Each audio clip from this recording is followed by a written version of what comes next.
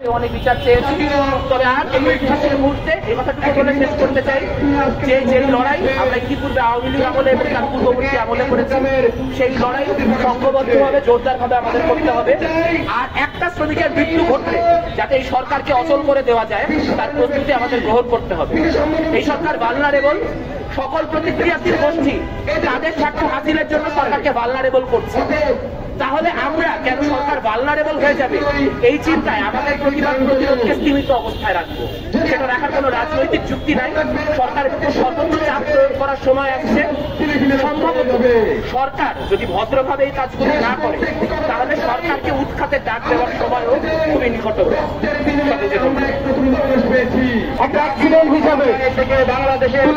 কিন্তু আসলে এটা কোনোভাবে অ্যাক্সিডেন্ট নয়, এটা কাঠামোগত হত্যা বললেও কম হবে। এটা সরাসরি হত্যার যোগ্য।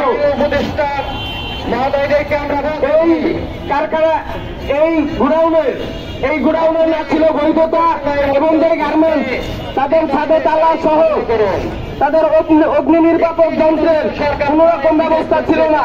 ফলে আমরা এইসব হত্যাকাণ্ডের বিচার এবং আহতদের পুনর্বাসন সহ প্রত্যেকের ক্ষতিপূরণের কঠোরভাবে দাবি জানাচ্ছি।